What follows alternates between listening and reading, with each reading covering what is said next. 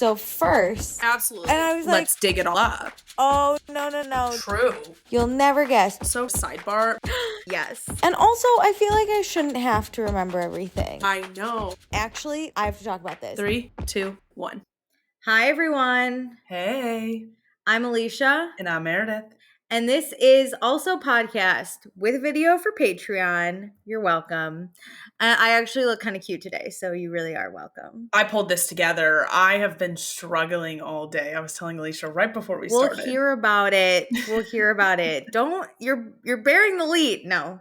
But really quick, before we get into everything, also podcast, we have a bunch of stuff, an Instagram, a TikTok, a YouTube, a Patreon. It's all in our description in the episode. Also, please be sure to rate, review, and subscribe. It really helps the podcast. Okay, Meredith, let's jump into small celebrations because everything deserves to be celebrated, even the small things. What's yours?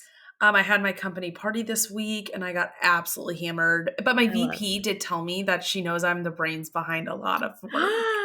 Oh my God, that's a great thing. I was like, thank you. I do crush it. You're amazing. Can you believe we've been fired from jobs? We're amazing. I actually still think about that. I didn't get fired. I was laid off. We got laid off. We've both been laid off. Yes, but it's hard not to take it personally when that happens. I'm like, if it's why? a small company and you're the one to go, you're like, wait, why was it me? Like if it's a big tech company, you're like, all right, they're just cutting people left and right. If there's a merger, you understand. It makes sense. Depends. But if it's just a small company and they're like, we got rid of 2 people and it's you 2, and you're like, wait. I literally was like, why me? Wait. I remember going and grabbing my stuff out of my desk and our coworker Mara was like, what are you doing? And I was like, I don't work here anymore. This was literally before COVID when people had to get laid off in person. Because if it was now, they would just wait for a remote Friday and be like, yeah and you're gone. I was like, it's a Monday morning. I'm out of here. I got let go recently via Zoom, and it was extra awkward because the HR woman couldn't get her video to work. No. So I go, can I turn my video off? You're like, so sorry, we're having tech issues during your layoff. Well, the worst was this. She wasn't really my boss because she was new, but she like hopped on, me and her, and then we're just waiting for HR's window like pops up and she can't get, and I immediately knew, and she can't get her camera to work, and I literally just go, can we just get on with the meeting then? I already know what this is. And they're like, okay. It took my old quote boss that I knew for maybe a month 3 minutes to let me go. And then it's just me with my camera on with HR. And she's like, I cannot figure this out. And I was like, oh, man. Can I turn my camera off? Can we not? I was like, can I go? Can you make this short and sweet and let me go on my way? I couldn't imagine in person. It took everything in me not to just start sobbing. And I was like, make it to the elevator. We were kids. We were like 23. I was a 24. Baby. I did nothing wrong. And then I left shortly after because I was like, fuck that. Where's my friend? Yeah. And now we're better off. Now we have a podcast. 5 years later. That's my small celebration. That was what it was supposed to be, actually. Happy 5 years. Happy 5 years, babe. Insane. This is the healthiest relationship I've ever been in. You know what? Literally same. Yeah. And this is the most consistent friendship I have, like, obviously due to this podcast. But like for 5 years, we have talked at least once a week. Yeah. I also think once we started like pre-shows and now that we changed it to also, it's just better because this would be our catch up anyway. It was harder when we just did like an episode of Vanderpump because we would actually talk about our lives. Yeah. But now it's just, even if everyone hates this the most, I love chatting with you. So I don't even care. Because guess what? We work 9 to 5. So we do this for fucking fun. Yes. I just want to yap with my best friend. Oh, I love you. Love you. Small celebration. You know what? That'll be my small celebration. 5 years, baby. I love it. We made it this far. And honestly, when we started this, Meredith and I did the calculations and we said with just Vanderpump alone, Jesus Christ, we're here for the next like 20 years. I know. And then we kept adding in more and we're still not done with Vanderpump. And then COVID hit and we said, what if we added another show? Hey, what about more?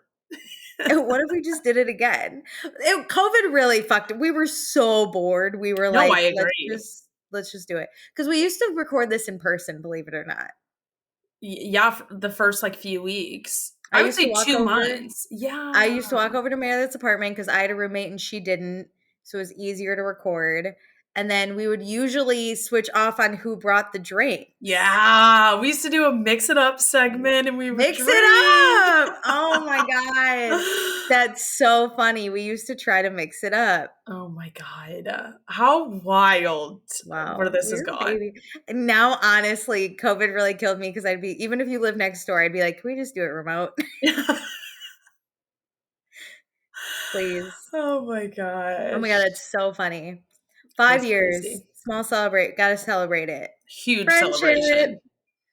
Okay, can we get into news? I have so much news. Alicia, there is so much happening. I've been so excited to talk to you. Literally, this is a news podcast. We're recording the news. Turn off CNN, turn on us. We are your true news podcast. None of this fake news bullshit that Fox News is pulling out. This is real. You kick it off with our news. Have you heard of the olive oil story? Yes. Yes. Should I read it for the listeners that maybe don't know it, or should I just tell everyone to go? Do, because if you're like pulling it up, I saw the reenactment video first and scrolled past it, and I was like, "The fuck is this?"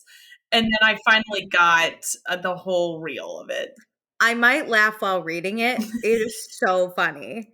So, one night when I was in high school, when I decided to try an olive oil mask for my hair, since someone laughed at me and said my hair looked like hay. Which is so mean. After I soaked my hair in oil, I saran wrapped my head. I went down to the garage to get a drink out of our garage fridge.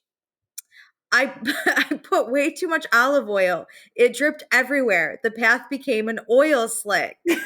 In a garage too? Oh God. Suddenly, one of our cats jumped out, frightened me, and I went flying on the oil. I wish I could like draw what I see in my head. Like, it's so funny. I slammed into the door and passed out. I woke up in complete darkness. The lights were on a timer. I panicked. I didn't know where I was. My phone was dead. I tried to stand. My legs were completely asleep and I was covered in oil. I tried to run to the door. I slammed into many things. Oh my God. Knocking this is them my over, nightmare. Making tons of noise, screaming. I finally got to the house door. I opened it and set off the house alarm. My family had gone to bed and set it. Oh my God. I tried to type in the right code. I didn't because I was so confused. I make my way as fast as I can to my room. As soon as I get upstairs, the full burglar alarm starts blasting. I had never heard it before. I've had this happen to me. My dad jumps out in front of me, only in his underwear, wielding a titanium baseball bat. We both screamed. He's pissed. He turns off the alarm. I go to my room, lay down on a towel, because my head is still saran wrapped. 15 minutes later, I hear noises coming from the door below my bedroom. I look out the window, 3 men in all black with flashlights, trying to pick the lock. I have to wake up Dad again. We're being robbed. Again. That's the best. Turns out it was the police checking out the alarm trigger. They were already in the neighborhood due to a water line break. My dad is pissed. My parents would be pissed. By this time, I have to be up in an hour. I don't sleep. I listen to the winter storm outside. My head soaks in oil. Because if you remember, she still is saran wrapped. Doing the olive oil mask. When it's time to wake up, I run to the bathroom to rinse the oil out of my hair. Because of the water line break, there's no water. I go to school with a saran wrapped head. The roller coaster that story took me on was crazy. But my favorite part is I have to wake up Dad again. We're being robbed. My parents would simply lose it if I pulled this on them. Oh, this is why I'm convinced my parents don't have a burglar alarm. We just have tons of locks. box. We had one, and this makes sense, but let me just say I was like in 3rd grade, but there's an alarm setting, at least on our house, where you could do just the outside doors, so you could still like walk around inside. And I was at home with like 2 friends, and my parents were gone, and I opened the door to the garage, not thinking through how that is an outside door, and the whole thing starts going off. I don't know. What do I do? I forgot the code. Like, I panicked and I didn't know what to do, and it just like the sound of this, like ours would, because you're confused. You forget the whole point is to disengage the burglars, which it does it to the owner too. You disengage me, baby. Yeah, I'm out. And our burglar, like by the time it went to burglar mode, is like sirens as if the police are there already. And I was like panicking, thinking the police are there, and they think I've broken into my own home. This story took me on such a roller coaster ride. Oh I couldn't have told you where it would begin or end. I had no idea. No. It was so good. The problem is, this was one of the first stories I read doing this trend. I'm obsessed with the trend. The other stories compare. Okay, but have you seen the subway sitting in poop story? No. I know the girl who posted this. I know her from, like, it's one of my best friends, went to high school with her. You're going to lose it because you live in New York. Okay. Oh my God, I'm so grossed out already. This one is from, it's a girl named Tess, so I highly recommend. It has 10 million views and 1.5 million likes. Whenever I saw this going viral, I was like, the fact that I know her sends me. Okay. Okay, tell me about it. A year ago, I quite possibly had the worst experience to ever be experienced on the New York subway. I had to go into the office on a Friday afternoon to return a pair of boots that I'd left there the day before. It was warmer than I anticipated, so I was sweating in my sweater vest and black cargo jeans, which were rentals from Newly. Okay. I ran around Midtown trying to find somewhere to return my boots, literally dripping in sweat. Finally, I returned them and went to the 28th station to get on the W train going downtown. I'm never on the W train. I live in Brooklyn. It doesn't make sense for me to be on that train, but I was sweaty and annoyed and hot and wanted to treat myself to a subway ride. Things were looking up. My errand was complete, and I was listening to the 1989 Taylor's version in my noise-canceling headphones. I got on the train, hooked my arm around the pole, and sat down. Immediately, I knew something was wrong. My ass felt wet. This is my fear. I stood up and saw what was now spread all over my ass, a seat full of human shit. I flung my headphones off and heard murmurs on the train. People were whispering, "I'm sorry." Oh my God. And I can't believe that happened. I rolled around and yelled at those sitting near the human shit, going, "Why didn't you say anything to me? Why didn't you tell me I was about to sit in shit?" A man sitting directly across from the shit just shrugged his shoulders and said, "I'm sorry." You're not thinking, I wouldn't be able to warn anyone either? Oh no! Since the W train is local, I got off at the next stop. Sitting near this shit. No. The way you know not to sit on a seat is because no one else is sitting in that fucking vicinity. It sounds like people were in the vicinity, though. Why are you in the vicinity of human shit? I agree. She goes, since the W train is local, I got off at the next stop. Yep. Shit's still on my pants, and I yelled at oncomers. She should have just rode it all the way home to wash it up. No. That's what I was thinking. But she was yelling at oncomers, "Do not get on that car. I just sat in shit." I didn't know what to do. I stood in the station smelling of someone else's bowels and sobbing harder than I had in years. I was in shock, horrified, and humiliated. I thought briefly, do I take my pants off and become one of those women in Manhattan that walks around in a thong? Or do She's still in Manhattan? No. Or do I take off my sweater vest and tie it around my waist? Or do I just sit on the subway in shit-covered jeans? I called my mom because even though she lives in Missouri and couldn't get the shit off my pants, I needed to talk to somebody about it. But she could barely hear me over the heaving sobs. And the subway cars rushing through the station. I FaceTimed my friend who made me show her my ass, and she said, "Oh no." And I asked her what I should do, and she said, "You could just go back on the train." It was hard to convey just how rancid I smelled. After a manic 5 minutes of back and forth, I Googled clothing stores near me and found a Lululemon. I ran up the station steps, still sobbing, and yelled at a woman who just gave me a look. "I just sat and shit on the train!" And she just nodded at me. Oh. With my hands in the air, tears streaming down my cheeks, and another person's shit on my jeans, I ran down Fifth Avenue yelling, I fucking hate this city. I ran into the Lululemon and beeline for the first sales associate I could find. I cried, hi, I'm so sorry. I just sat and shit on the subway and I need new pants like now. She directed me to the pants wall where I yelled to another associate, give me any black leggings, size 6. I was ushered to the dressing rooms where a third associate, the entire store staff now knew my shit covered ass, told me no rooms were available. I cried for the last time. I just sat in another person's shit on the subway and I need to change right now. As the associate, her ass so what? I'm so sad. As the associate looked at me in shock, a shopper asked if I wanted to sit down, for which I replied, no, and showed her what was on my butt.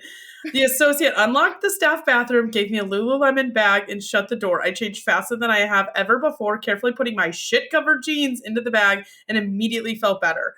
I went to the register to purchase the leggings now on my body. The associate gave me a discount in what she called, you just sat in another human's shit, 75% off. I left the store, tears dried up, but heart racing with my bag of shit jeans. You may wonder why I didn't just throw them away. Well, remember, these were rentals from Newly, and I didn't want to get charged $200. I walked to the Union Square, got on a Q train, going downtown with my bag of shit jeans, went straight to my apartment, grabbed laundry detergent and quarters, and threw my jeans into the washer. After the wash, I went home in my now clean with my now clean, soaking wet jeans, let them dry, and returned them to Newly the next day.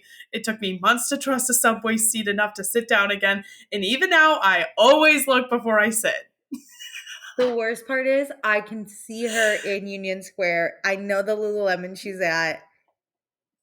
Oh, I always no, I'm never going to sit down again from her trauma. I agree. And Newly responded with their own version of the social media manager being like, imagine my weekend as I'm scrolling through TikTok and I learn about the shit jeans. Oh my God. Oh my God, we're just sharing our traumas on this fucking app now, okay? I love it. And the music that plays as it's going is, for anybody who doesn't have TikTok. I hear your voice.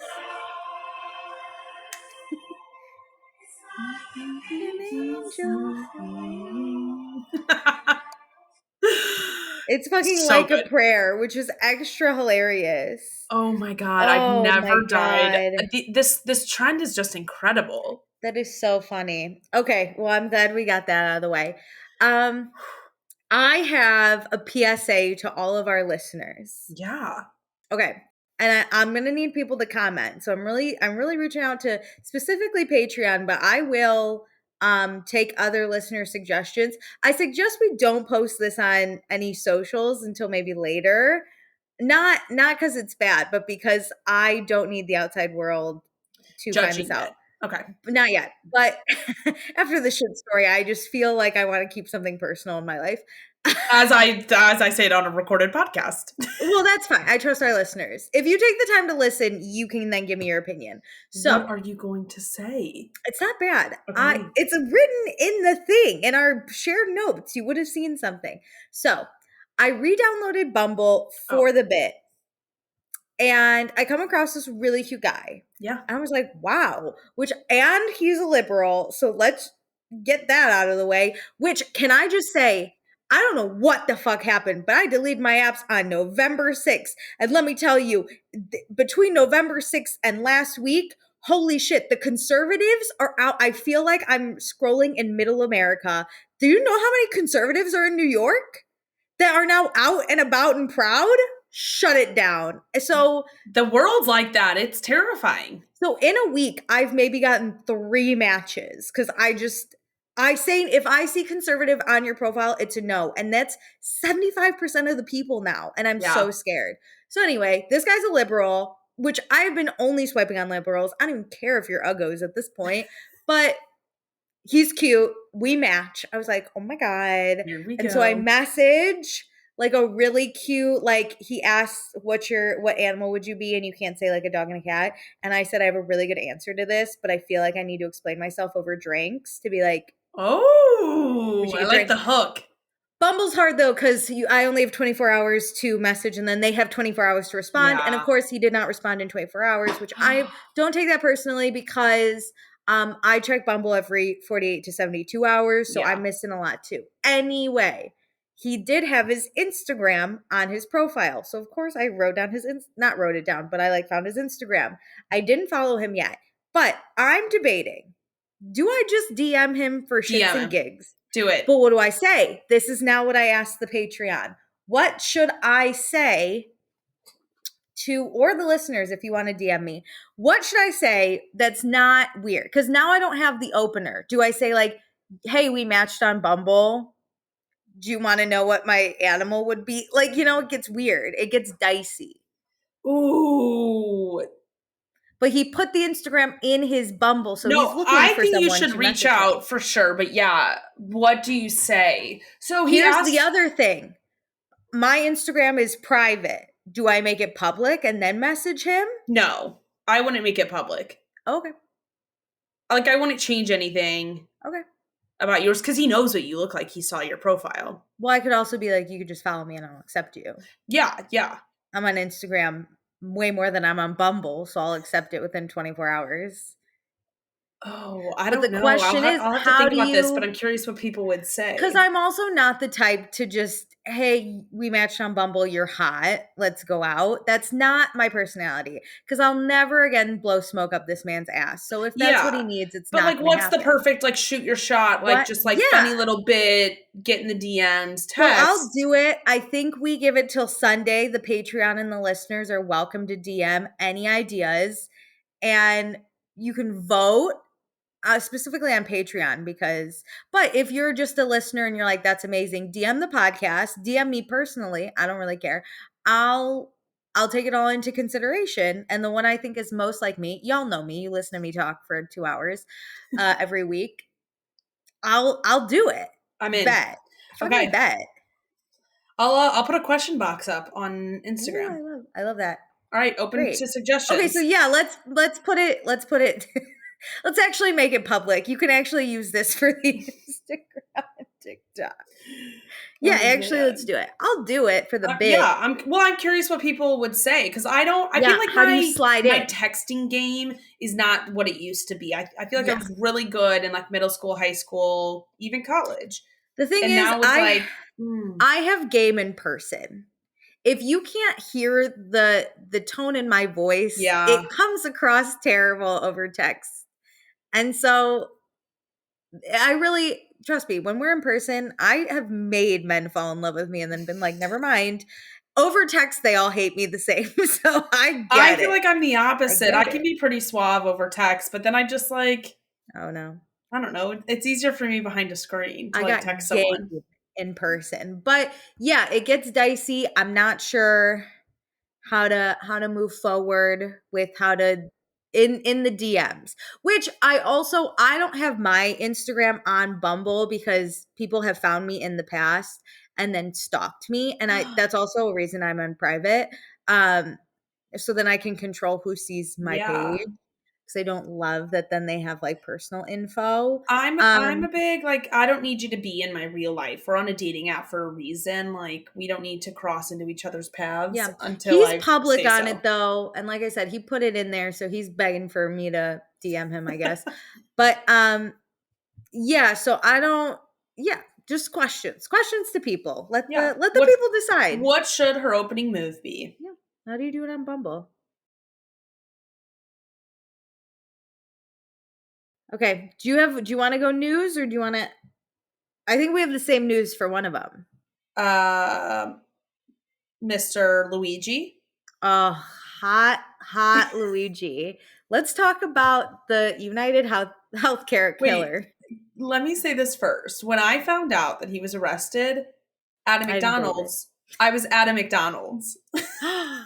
You have to stop supporting McDonald's now. Did you see Burger King? They don't snitch. I know, but I needed a quick little soda and some French fries and I was walking home. There is not a Burger King around me. But I was like, man, what a kismet way of You looked finding out around the for a news. second. Here's the thing, I though. literally was like, what the fuck is going on right now? Who's the snitch that told on Luigi? Let me tell you. I've heard varying stories on like, and I don't know what actually is true. So this is now a gossip about Luigi. This is not fake This news, is but it's not also just this is gossip. not real news. Yeah. This is just gossip. I want to know, because if I'm in a McDonald's, how embarrassing if I see a guy that looks like the killer and I call the police, but that's not the killer. Wait, hold I on. would never even assume. I've heard that he told her to call and like collect the reward money. Like he wanted to get caught at the McDonald's because then he posted those YouTube videos and the profile picture was him with like a Happy Meal. I did see that. Here's my thing. I love a conspiracy theory that makes zero sense. I don't fully believe it's him. But he's becoming like Taylor Swift with his Easter eggs. Yeah, he's amazing. I wrote some of them down because I'm like, okay, go through it. It's a crazy case. 286 is like this big number that he's been using everywhere. And some of them include basically the distance from where the murder happened to the McDonald's he was at was like 286 miles. He had like 286 posts or was following 286 people on like Twitter or something.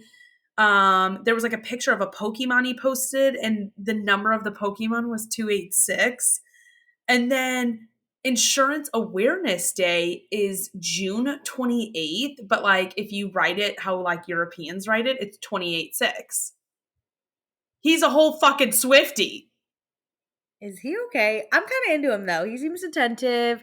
He seems I'm having so much fun with this. He's so what's the word I'm looking for? Because he was gonna blow up the United Healthcare CEO with a bomb, but decided that might hurt innocent other people. He's considerate. He just shot him instead, and man used a silencer so that he didn't wake up the neighborhood. But let me tell you, whoever tattled on this guy. I think it was on purpose. If it wasn't on purpose, though, how the fuck that's the dude?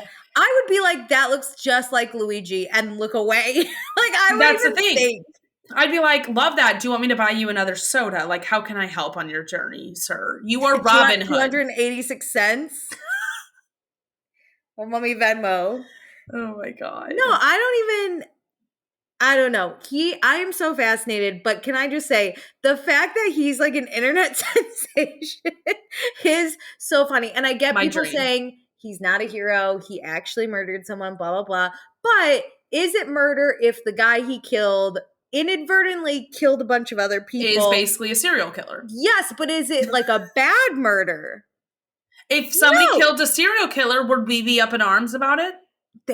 That's what it's self-defense in a way. I'm like, bring this same energy then about that man who killed somebody on a subway and like 2 days prior to this murder was like that case was being like resolved and he was acquitted. So like I agree with that one too. This man was not the guy that saved him, but like a man was harassing everyone on the subway. So this guy, who's like an ex-Marine, decided to take matters into his own hands. But people applaud him, but then they don't applaud Luigi. My thing is like, let's be consistent, people. Whatever you believe, stand on that shit.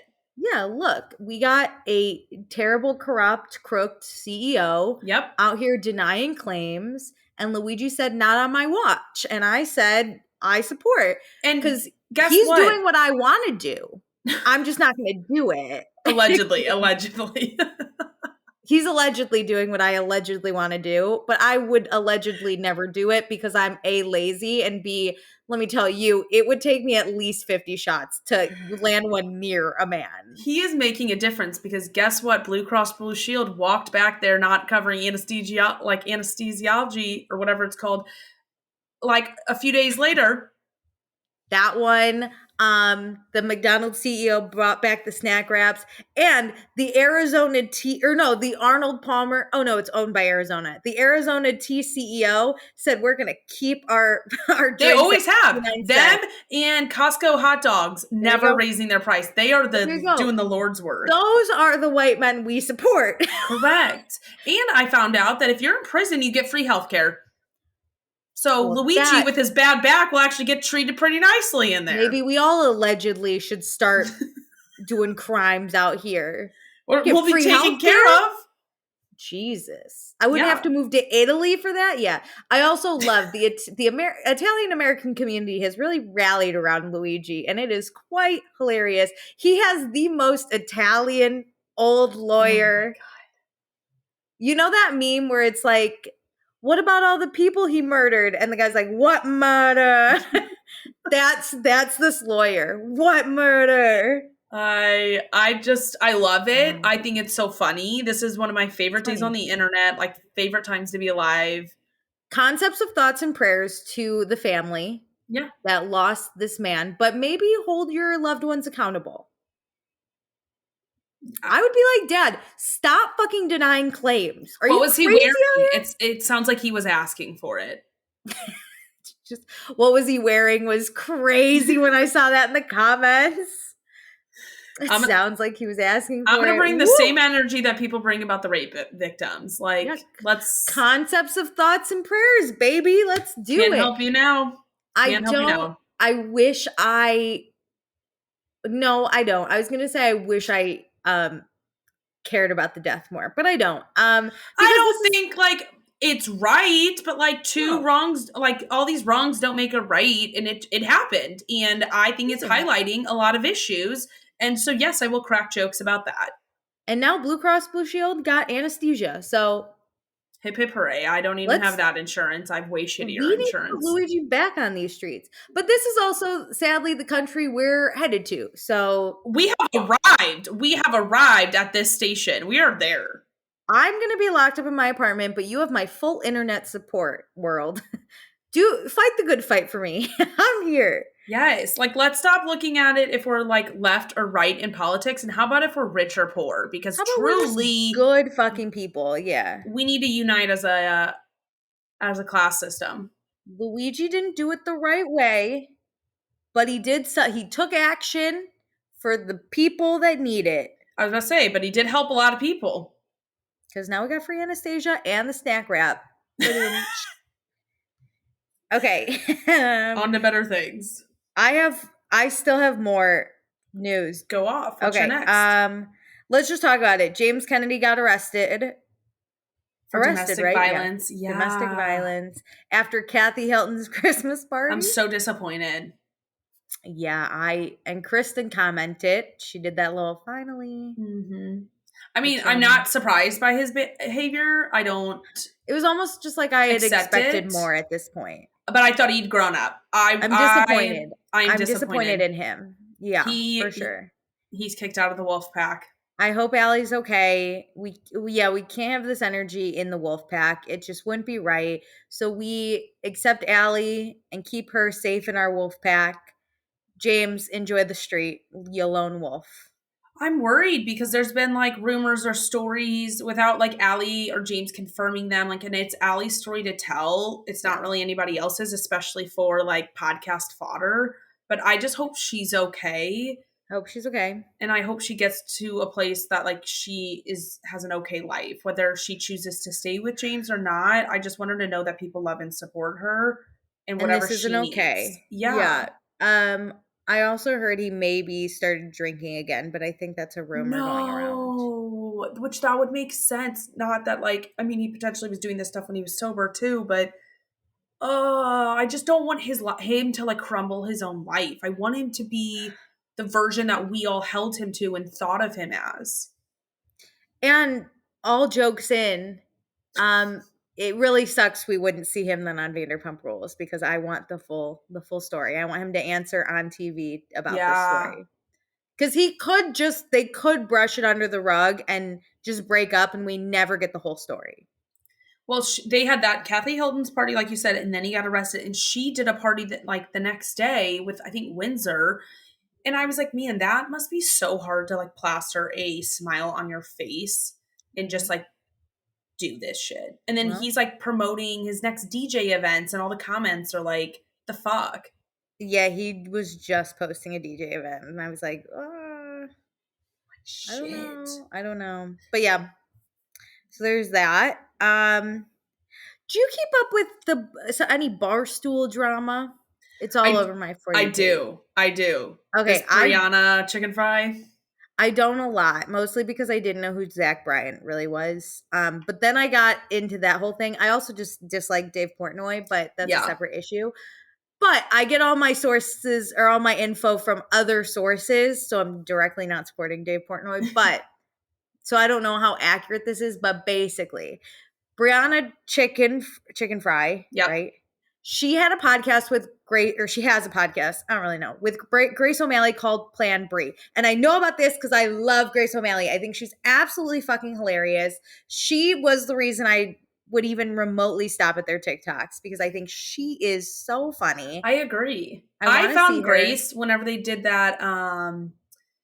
There's that makeup brand that always does that trip every year, and Grace went on it, and I Yes. loved seeing her on it. It was just like a normal influencer person. She's really relatable. Yeah. I She's really so liked. funny. She was trying to find a dress for this event she had to go to, and she's like, sometimes like clothes shopping is just hard. Like it's not this easy thing where everything fits. And I was like, no, thank you, because Yeah. it can be hard. And then she'd even find something that fit and be like, but I just don't like how it looks. And I'd be like, but Yeah. that's okay. That's relatable. I like that. And so I really like Grace. I also think her Boston accent is so fucking, I love a Boston accent. Strong. Ooh, Boston strong, baby. But anyway, so I knew during the Zach Bryan of it all that Grace and Brie had a riff. Yes. Because Grace never really commented on the Zach of it all because they didn't get along. Zach and Grace definitely did not get along, and I understand. Anyway, recently I didn't see Brie's post, but she posted something like, "Oh, I want to bring a new version of the podcast with you." I only saw Grace's post. With Spotify Wrapped, somebody tagged Brie in like their podcast Wrapped, like #1, yeah. and Brie reposted it and made a comment of like, "I'm planning to bring this back in some new version. I'm trying to bring this back," or like, "We're working on it." I saw Grace O'Malley's 3-part, because I follow her, 3-part story of like, I was blindsided by Brie making a comment about Plan Brie. I thought we were going to do joint statements. Like, I'm really hurt, but like, wish the best for everyone. I'm going to do my own thing. It's sad how it ends, right? Yeah. Then I see Brie go on her BFF's podcast with the boss of both Grace and Brie without Grace, Dave Portnoy. He is, until the end of the year, he is one of the hosts of that, just in general. That wasn't a special episode. You shouldn't bitch about one coworker to the owner of the company. I agree. I just want to, if anybody doesn't keep up with this stuff, he is normally on that. He's a host, but it just seemed weird to like bitch to the owner of the company about another employee by name. Yeah. It just seemed crazy. Anyway, Brie goes on and she's basically like, I can't even do it. She's so terrible. She was like, Grace really hurt me because the internet started taking sides and she didn't stand up for me. And the Zach thing is separate. And I was like, no, honey, listen. As someone who has been the friend multiple times of someone in an abusive relationship, you can only do so much. I can't help you if you don't want to be helped. But Grace, your relationship affects your friendship. If your boyfriend doesn't like me and you choose your boyfriend, you and I are not going to have the same friendship. I have to put up boundaries.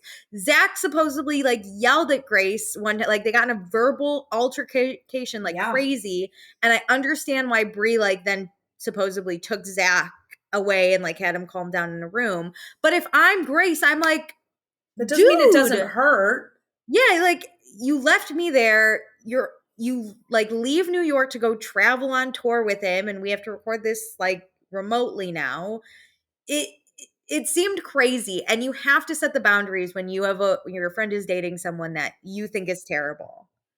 And I think for Brie, it's like when she left the relationship, it's not that it's all better for her, but like it stops and it's over and like there's no problems. Like We're her besties. friends can't be mad at her because like now this terrible man's out of her life. And it's like, no, other people still have their feelings because I bet nothing has ever been spoken about between Brie and Grace about what went down in that relationship and how it affected their friendship. The hard part is when you're the friend, you can say all these like things like the guy you're with is not nice. He's not nice to me. He's not nice to you. Because Brie has said it was an abusive relationship. Like, we need to get you out. And she is still going to pick the guy and probably tell him all the terrible things that you said. And then that's going to cause a bigger rift because then he, in their time that they're spending way more time together, is going to say, your friend Grace sucks. Your friend Yeah, he Grace doesn't sucks. Your want you to friend be Grace friends with sucks. her. Yes. So it's like, why would I bitch to you about it? And it just also, doesn't snap and go away the minute that guy's out of our life now. We now have to repair this friendship. yeah. And like the damage is done with this dude because like we've had to deal with him and I've separated at this point and it gets messy. And Brie couldn't see that. She kept being like, the Zach thing is separate. Why didn't Grace stick up for me on the internet? Because, dude, she doesn't want to get involved at this point. She doesn't want anything to do with you and your relationship. And like, if your friendship is contingent on someone sticking up for you online Yes. about a riff that other people made, like And if two Brie has people, never, or Grace has never been like an outspoken person about other people's drama. yeah.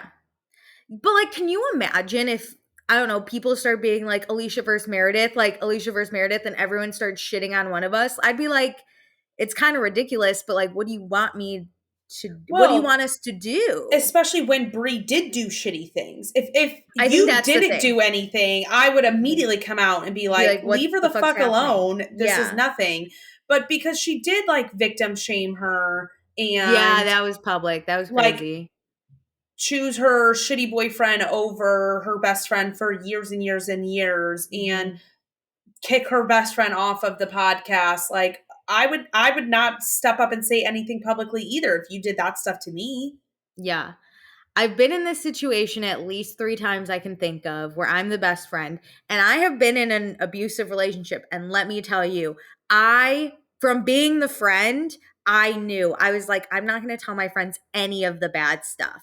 I want them to like him. And they Yeah. didn't see or hear about the like mental abuse he did, the emotional abuse, like the things he said, the physical abuse. They saw none of it because I was like, it's fine. We're in love. They maybe saw pieces, but I'd be like, he's just drunk. It's But you fine. didn't add anything on top I of added like things that they nothing didn't on see. top. Mhm. I told one friend who didn't go to college with me, um, everything because I was like, she'll never be involved, which it's helpful if it's separated, right? Like that Mhm. friend can tell me all day and all night he's terrible. I'm like, but she doesn't really know him, so like it doesn't Yeah, matter. you can make excuses Nope. for it. Her ass showed the fuck up one day, surprised me for my birthday, and I got smashed, so I didn't even know. But she went up to him and said, Alicia is never gonna break up with you. Either you end things with her, or I swear to God, I'm gonna tell everyone at this fucking college what you say to her, what you do to her, and what like everything, and I'm gonna trash you to hell. And he said, all right, and dumped me the next day. But let me tell you, this friend, the next morning before I got dumped, she said, I need to tell you this. This is what I said to him, and I'm not sorry about it because you deserve better. And Mhm. I immediately knew the situation she was in. And I, honest to God, I'm kind of proud of myself at this moment. I hugged her and I was like, thank you. Because I knew I wasn't going to break. That day when he broke up with me, I was still sad. Yeah. Like, Brie has But it's never been the friend. something like that is She so doesn't know. complex. No, for what Brie wants out of Grace, she would never give to Grace. And No. people are comparing, what Zach did to Brie and what Brie is doing to Grace.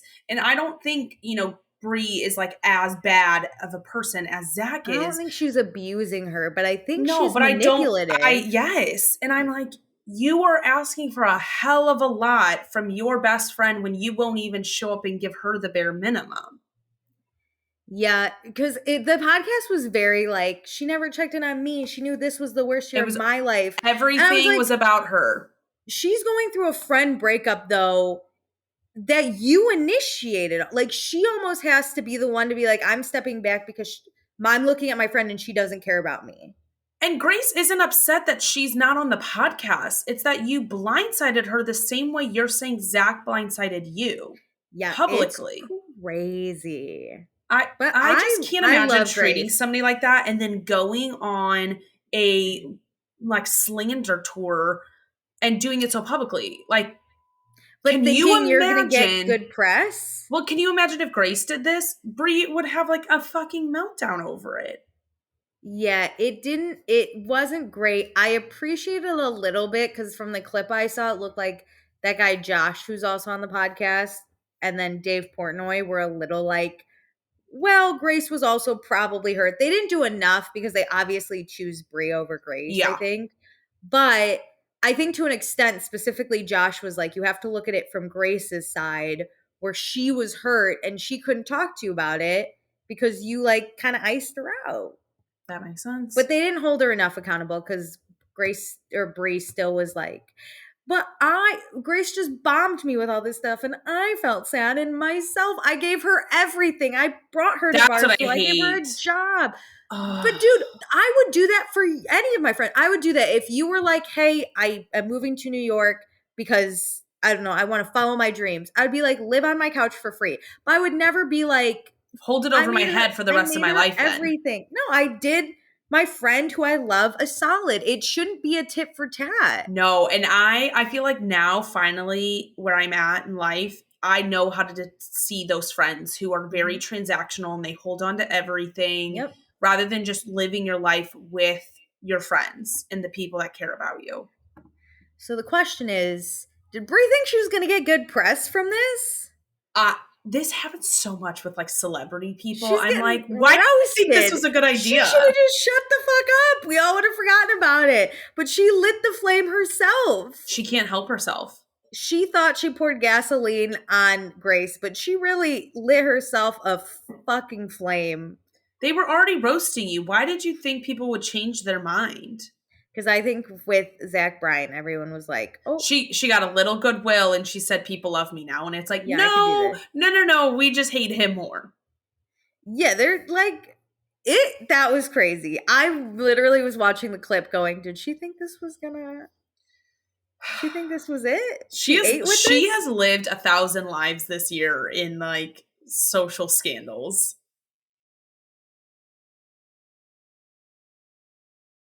Do you have any more news? Lindsay Hubbard and her little Oh, cub. that's right. She had a baby. Love And how I said her baby. did you see the sponsored post she did from the No, what was hospital it? with Jimmy John's? She got her sandwich. She got the deli meats and her sandwich. Jimmy John's has made sandwiches for her. Oh my god. One at least. I think it was Oh, Jimmy I love John's, her. but it was definitely one of those sandwich companies. It was like her eating a sandwich in Oh, a I love hospital. I read all the cute little summer house girlies commenting on her post. Oh my god. Paige I was in know. there, Danielle, Amanda, Sierra. Everyone was like, Gemma. You know what I thought about actually is I wonder if Lindsay having a baby softened people's perception of Lindsay. Like, not that she is softer or is this person, but it just changed how people view her Probably. and like some of the things that they just have held on to for years and years. It just Well, like probably. lets some of that go. Because, like, when you're pregnant, you can't drink.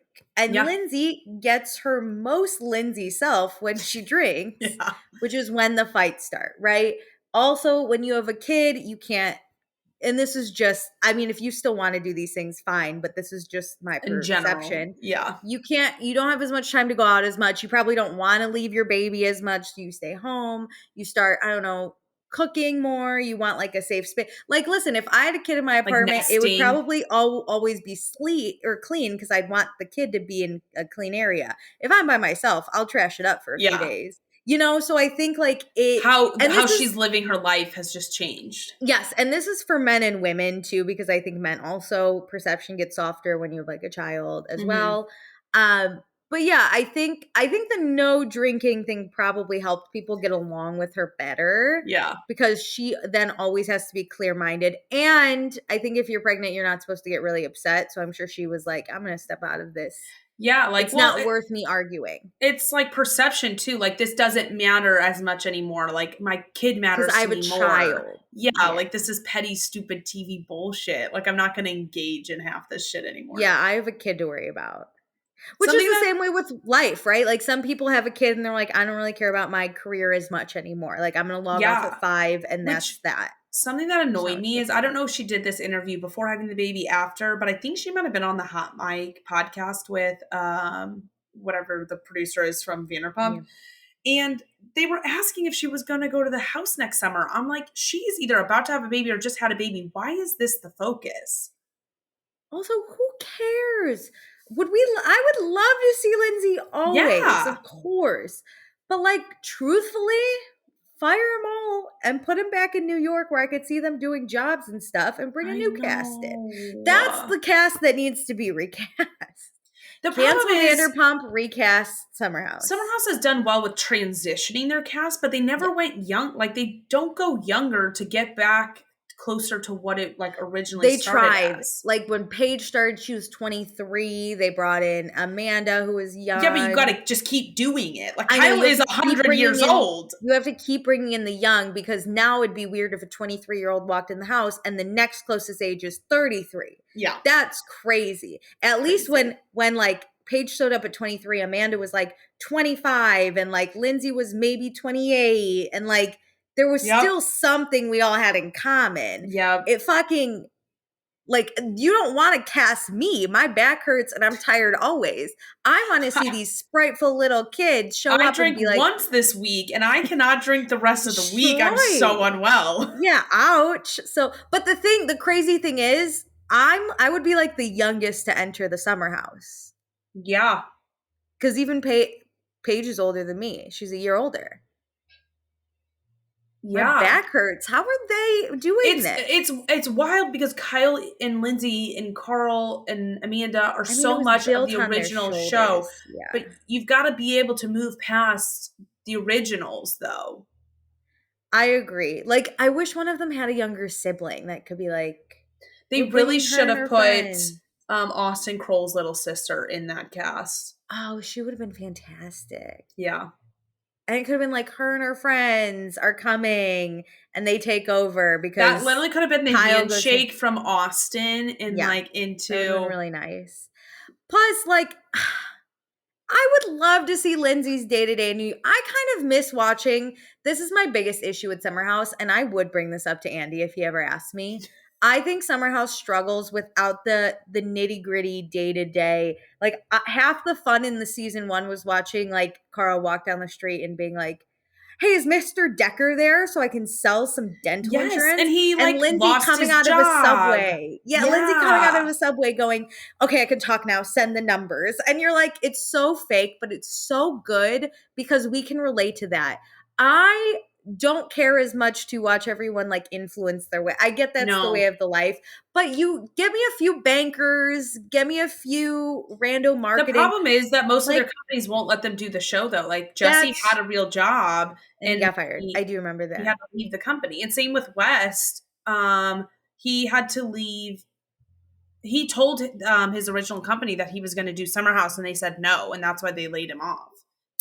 Yeah, I also think it'd probably be hard. I mean, no, because you wouldn't take off that time. No, You would have to. That's not the problem. I think I really miss like Kyle apologizing to Amanda outside her fucking building, her like work office. That's so I get it. I just miss it. I wish there was more though nitty gritty stuff like that, you know? Yeah. Like these people are all really solid in their careers and I love that for them, but none of them are going to be evicted anytime soon. I want to see Carl on his 4th year of not having a job being like, what happens to me next? Yes, yeah. I agree. Yeah. Okay, but great. Do you have any more news? I don't think so. Should we start reading? Yeah, let's do it. It's time for my book club. Meredith, did you read The Vanishing Half? I have read a few more pages. I'm still not there. I was talking to my therapist about it today. Like it feels like a chore to me right now, Yeah. which I think you just need a really fun book. I know. Like one to pull you in. What kind of books do you like? Well, I don't think I should read something that I actually enjoy because I think I need something lighthearted, like a stupid little rom com. I'll literally Yeah. binge read in 2 days. I So, recommend I recommend the series with the doctors. oh, yeah. Okay. It's called Part of Your World. It's 3 books. However, the second book is the best, and you could read the second book as an offset, but as I told you, it all They comes together in the do third, so you flow should into do each that. other. Okay, I'm Yeah, putting yeah. it into Libby. It is it's they're all easy reads. I think I finished each book in like 2 days. All right. Easily. Given I was Placing hold. traveling during all of those books, so I had a lot of time, but yeah, it was fun. I'm trying to think. I also have bad recommendations for books if you want. Like I read some Tessa Bailey books and she's terrible. Let me tell you about 2 of her books. I I gave her like 2 the world chances. she builds. Like I like that like where she sets them. But I But don't like her she's writing great. and her character development. That's the character did not develop.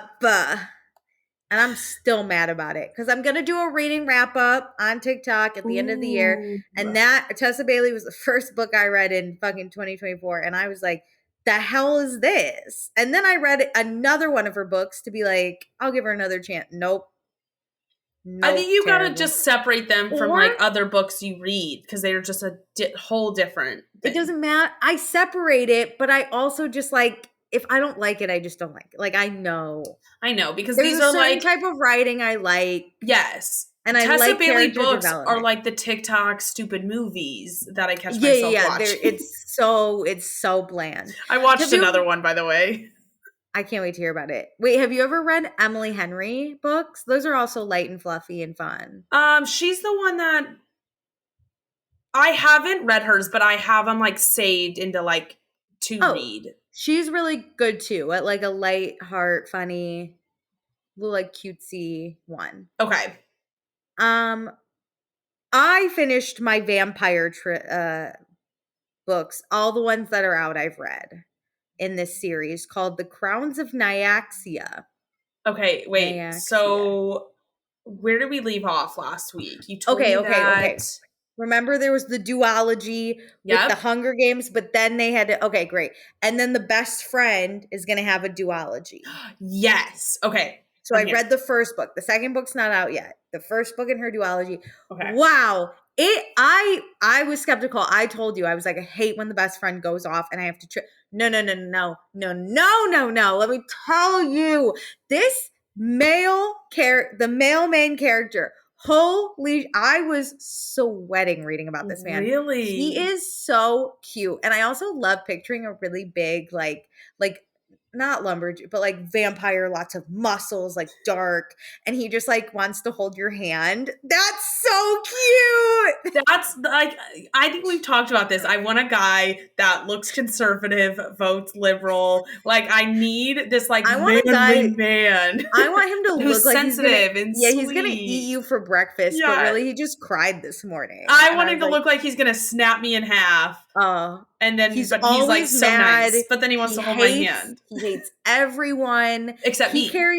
Except me. He carries hammers around, eats nails for breakfast. Could chop a log. Yeah. He comes home and he's like, hi, babe. My toes hurt. And I'm like, your toes hurt. Eep! It was so cute. Picked every like towards the end, once they like got together and stuff, she'd be like, and he reached back and held my hand, and I'd be like, kick, kick, kick my little feetsies. It was so cute. I love. Oh my God. It was so good. Let me tell you though, because it's a duology and it's only the first book, it ended on a cliffhanger, and I'm sitting here going, what was the cliffhanger? You want me to tell you? I do. Spoiler. Spoiler for the third book in the Crowns of Nyaxia series. 1, 2, 3. She died. No, she's in the underworld with the dad that was murdered in the other duology. That's who she finds. Underworld? Holy shit! Okay, is this like the upside down? Yeah, that's how I kind of picture it. So basically, their this her name is Misha. Mm-hmm. She has the power of fire, which is, or it's called the power of light, but it comes out as fire, which is like rare for vampires to have because they don't like light. They can't be in the sun. Interesting. But she has like the power of the sun because Yeah. that's who she worshipped as immortal, but it's like burning her skin up. And then she like gets arrested in, it's called like the Shadowborn Nation because she killed a prince in the Shadowborn Nation. Ooh. But then the prince's brother, the other prince, but he's like a bastard kid. He's an affair kid, so he's like exiled. He's like, "Hey, I need her. Don't execute her because we have to go resurrect a god that died." And there, it's like, "Oh, okay." And so she's like, "Fuck, I gotta hang out with the scariest dude known to man." Is this the hot guy she falls in love with? Oh my god, it's the hottest. And so they go on a path to the underworld to like collect all the things that need to be done to resurrect this god. But then her sun god visits her and is like, "Look, you're gonna resurrect the god and then you're gonna kill the god again." And she's like, "Fuck, I gotta kill a god." So now she's like, "I'm going against this really scary guy who's gonna murder me once I murder the god." So that's the whole thing, right? So she's like battling with this, but then of course they fall in love and they have the cutest little scenes. My little kicks of my little footsies. And then they get there, right? They get there, they're resurrecting the god. She also has though shadow magic, so she's like kind of light and shadow. It's very crazy. When she turned vampire, she got shadow magic.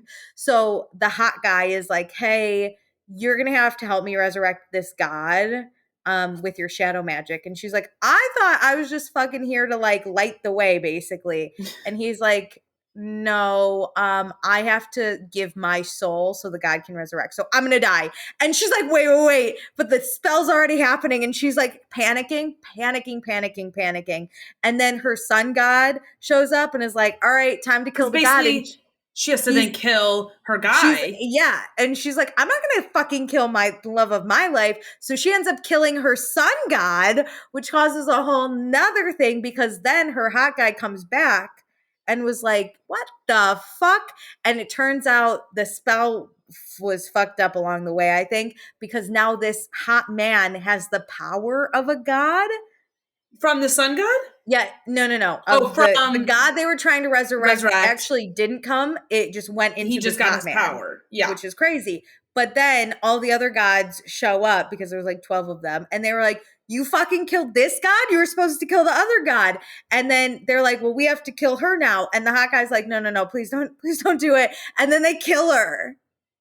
And then he gets taken by the gods because they're like, "We're not really sure what you are, but you have the power of a god. So you're in jail with us now." You're coming with us. We killed you early. Fucking this girl wakes up in the underworld and the king that died at the hands of the king's daughter's boyfriend, now husband, is basically like, "Hey, we got some work to do." And the book ends and I go, "Welcome. Work to do."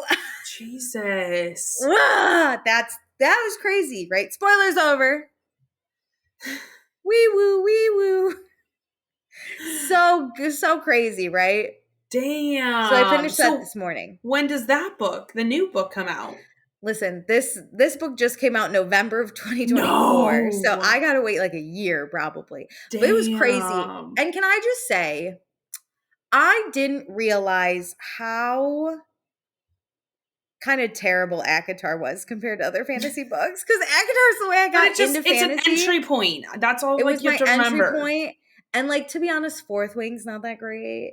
But like, remember the one I told you about with the cards? The magical cards? Yes.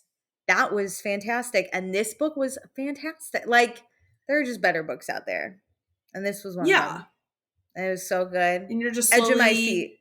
Climbing up the wall of better and better fantasy books. Edge of my seat, let me tell you. It was great. 10 out of 10. I love that. That's wild. Yeah. I've also been watching a lot, though. I've been really catching up for you. What have you been focusing on? I've caught up on Beverly Hills. What are your thoughts? I love it. Listen up. I'm Team Dorit. I love Dorit. I love Kathy Hilton delivering suitcases to people's houses. I love her on anywhere I can get her. If I saw Kathy Hilton driving a car, that's when I would call the police. I'd be like, "Is this woman allowed to be driving?" Her with all those suitcases stacked up, and then her with her pillows. I'm like, what is going on? She's eating a banana. She looks insane. She's It was why would you pay somebody to do this? You're nope. so rich. You can just pay for somebody to drive around town. But I love the bits of her just being her. For someone who isn't on the show and is just a friend of, she is the star. Yes. She's so likable. Because here's the thing, and this is what even real like housewives, people who are holding those, diamonds and the apples and the whatevers need to think about is like, you just need to show up as a personality and entertain and dazzle. Yeah. It's not about creating these wacko storylines or like getting in fights. It's about being a unique person. And Kathy is that through and through. She's amazing. If we want to get into the drama, I think everyone's being way harsh on Dorit. I just ended with the Sprinter van, and they're going to get on the flight, but everyone was like... Why did her and Sutton get into that fight again? I think I blocked it out because it was stupid. Remember? Trying to fucking think. Sutton was saying something, and Dorit just wasn't listening, I think. And so then they Dorit was trying to say something, and then Sutton interrupted, and they're like, it's not about that, Dorit. And she's like, that's what it's about, though. I don't remember, honestly. Oh, they're talking about Teddy. Of course, fucking Teddy is still in the show, even when she's not on this show. That's why I forgot about it. I fucking hate Teddy. It's that Dorit said that she wasn't like that close with Teddy, but they're friends. And I understand what she's saying. I get that. I don't know where the confusion lies amongst these ladies. Yeah, like Kyle, you and Teddy are besties. Teddy's literally living with Kyle right now during the divorce. And like Dorit would never let that happen. Like that's a different level of closeness that Teddy and Kyle have that Dorit does not want. Yeah, I don't know where the confusion is with these women. I fully understand Dorit. I didn't think it was that hard. Nope. That goes for you, my favorite too, Garcelle. You gotta lay off fucking Dorit at this point. Garcelle just hates Dorit, which I can understand. The minute you don't like them, anything they do. I'm in for Garcelle hating Dorit. That's not my issue. I just need her to stop chirping in on the Kyle. Just shut up. Yeah. Yeah, go on the boat and then talk to Kyle, but don't worry, talk shit about Dorit to Kyle in the background, and then don't even acknowledge Dorit. But you don't have to chirp the fuck up in this Sprinter van when you're down. You're on the other side of it. Same with that dinner. Garcelle's like, I don't believe that you're ever sorry. And it's like, okay, we don't need to add in all the past. Kyle and Dorit are already digging up their pasts in this argument. We don't need to add Garcelle's into it too. Also, if Kyle brings up BravoCon one more goddamn fucking time, get over it. You're 50-something? Alicia. Grow up. If you spilled on me, you're blessed. It was funny. It made sense. Nobody took it to heart, but you did. She was gonna drink. She was gonna drink because no one wants to upset Kathy Hilton because we want to be invited to her fucking Christmas party. Yeah. So yeah, I'm gonna drink it out of respect. And she did it in a cute way. It wasn't like how Erica answered her question. I think it was either that same year or the year prior, being like Dorit PK or headed to Splitsville. Yeah, it's like, I can't answer this. Rate the Richard sisters. Oh, I'm not going to answer. And then it spilled on me. Well, Kyle's obviously last, which was obviously a joke. It was a joke. You were there as BFFs on the BFF game. You laughed with her. Oh my God. It's exhausting. I don't even know what Kyle's mad at. Nothing. That's what Kyle's mad at is that ranking, which doesn't make sense. Dorit is rightfully mad. Wait. What? Kyle is also adding in that whenever Dorit was on Watch What Happens Live, Dorit said that with Morgan in the mix, Kyle and Dorit just are not as close anymore, which is a valid thing that is happening. And nobody's mad at you for that, Kyle. I don't even think Dorit is necessarily mad at her for it. She's just saying we are not as close as we used to be. And Kyle was like, we are not close. We were never close. Wasn't Kyle the one that was like, we've only been on one family vacation together? On Amazon Live. I need Bravo Housewives to be in their contracts, no more Amazon Lives. It ruins everything. This is what Kyle, though, did. I mean, she has issues with her sisters that I think she's projecting onto Dorit, and we've talked about the way Kyle handles things I don't like. But she also did this with Lisa Vanderpump, where she was very much saw that comparison on TikTok this week. Oh, there was a comparison. My God, I'm smart by myself. Okay, say what you're thinking, and then I'll tell you the TikTok I saw. it always felt like Lisa had a different set of rules. It was like, okay, everyone else could make fun of Kyle and do all this, but the minute Lisa joined in, Kyle was mad, Kyle was hurt, Kyle would ignore Lisa, Kyle would like jump on her, and Lisa would always be like, because Lisa's got better things to do. She's way older than Kyle, and she's like, I have lived lives, girly. Get away from me. So it's just interesting that Kyle, when it's her closest friends on this particular show, have like a different set of rules almost, which is what Dorit is saying. And she basically exiles them. She pulls somebody, like Kyle pulls somebody in close to basically use it as a mind game for the person she's mad at. And the only reason Kyle and Dorit became friends is because Kyle wanted to spite Lisa Vanderpump. And also Kyle doesn't, I mean, besides Teddy, for some reason, which might just be because Teddy's a lamp, basically, so she doesn't have opinions or thoughts. Kyle doesn't like keep close friends for very long. She doesn't even really keep her sisters for very long before there's a big riff. And right, Lisa was her best friend for a long time, and then there was a riff, and like she's had fights with Dorit, who was her best friend for a long time. And like we saw her and her fucking sister Kim fight for fucking hours on the first few seasons. Many seasons. Her and Erica have had issues before. Her and Lisa Rinna had issues when they had the Fox 5 or whatever that was. Like, I feel like she also kind of uses it as a stepping stone. So like people really didn't love Lisa Vanderpump on Housewives, so then she kind of cut it off, and then she went with Dorit, and then people didn't really like Dorit last season, and so she cut off Dorit and became friends with Garcelle, who everyone really liked. It is very, it is she very fought with Sutton. Manipulative. Like, and I don't think Kyle, for a long time, hasn't actually had her own storyline. Her storyline is having a fight with someone, and it materializes out of nothing. That was her storyline at the beginning, too. She was fighting with Kim. Okay, but that was like a real, more anchored fight, I would say. Yeah, but I don't think she's ever really had to share much personal stuff. I will never get over her not sharing. Besides her sister stuff. Because Kim was also on the show, so you couldn't ignore it. But she stopped sharing it because, like, her sister stopped talking to her. Because Kathy stopped talking to her. Yeah. And she didn't get to go to, like, one of the niece's weddings, and it caused actual real-life problems. But that's the thing. Kyle, like, takes it a step too far, where when other people are in the group are like, is Kim sober? She doesn't say anything. She doesn't defend Kim.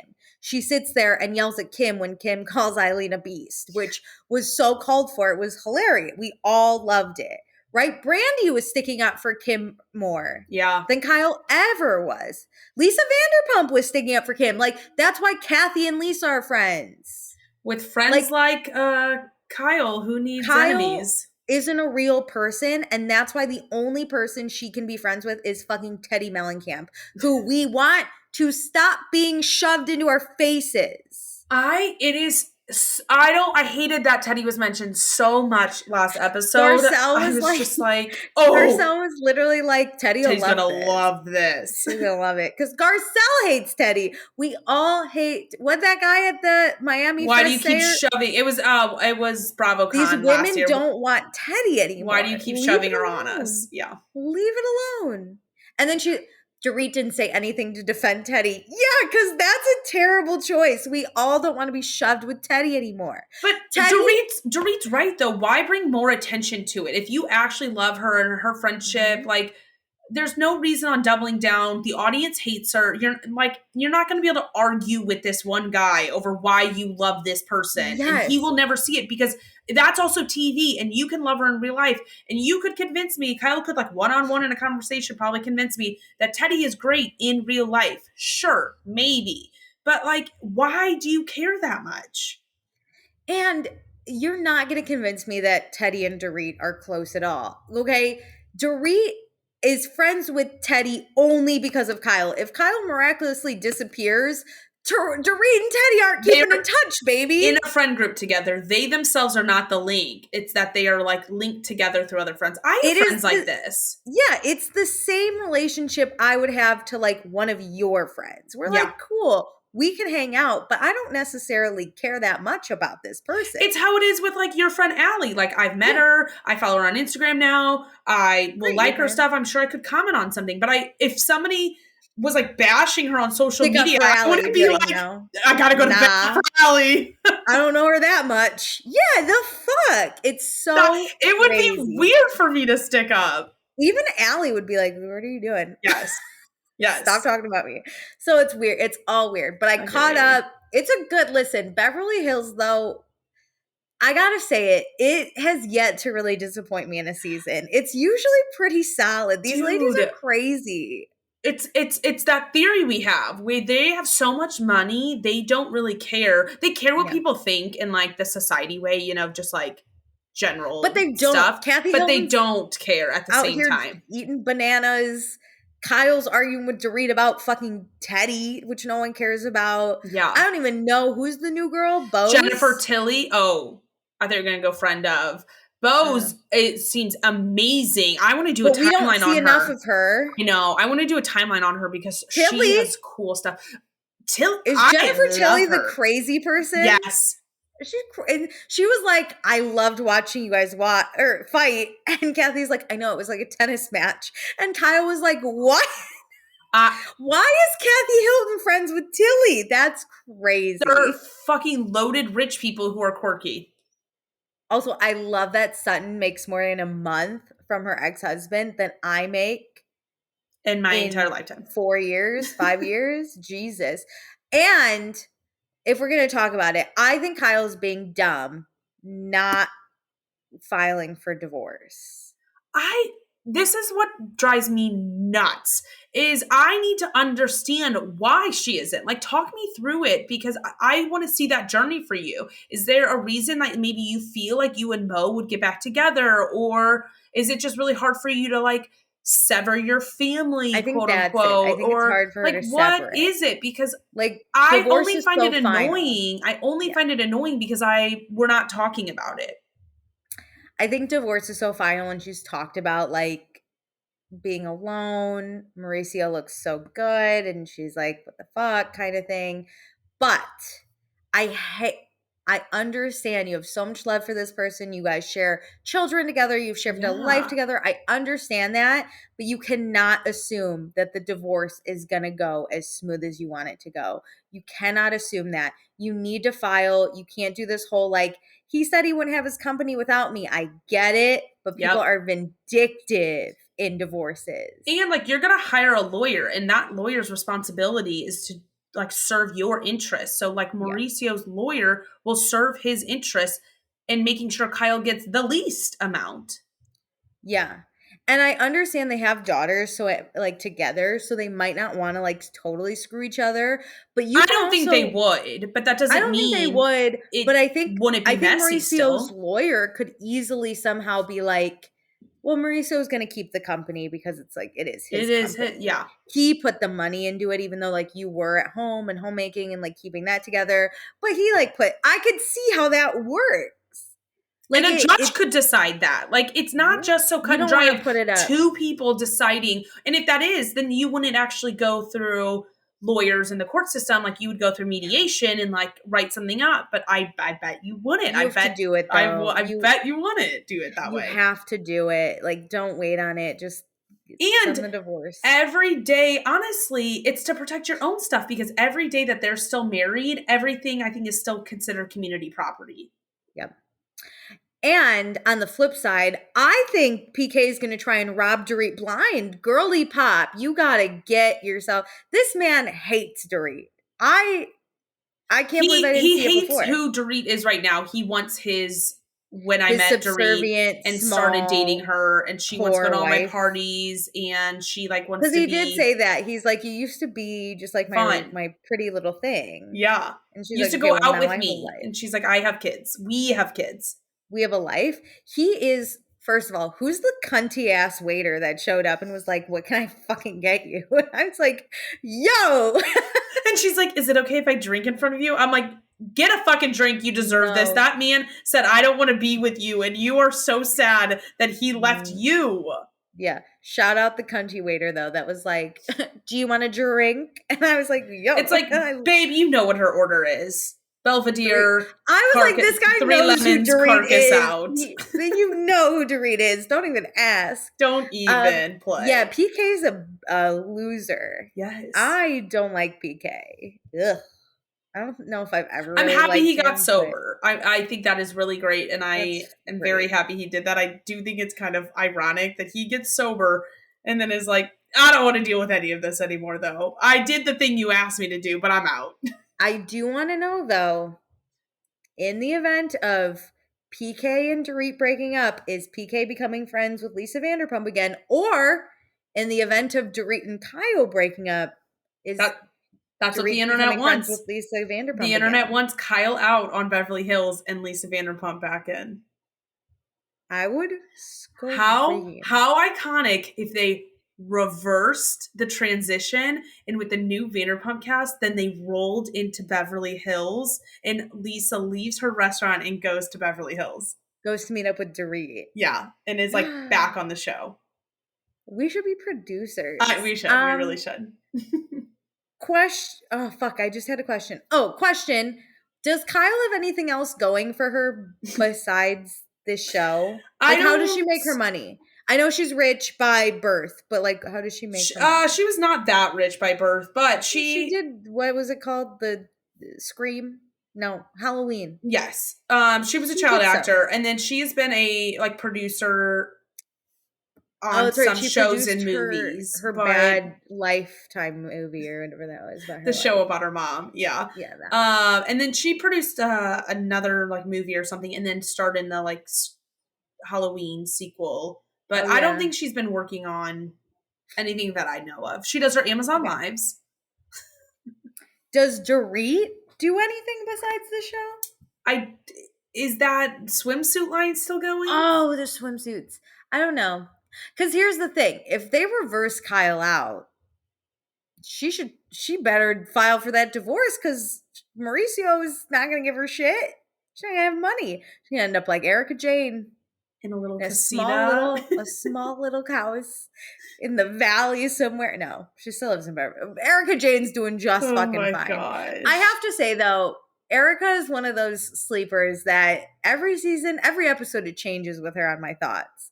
Now, I really enjoy Erica Jane. You know what? I was thinking the same thing this episode. I was like, wow, when she's not going through an emotional, chaotic crisis in her life, she really is logical and reasonable, and this is the version I love of her. She's also very funny, which I think we lost, obviously, during her, like, very traumatic thing that was happening. Yes.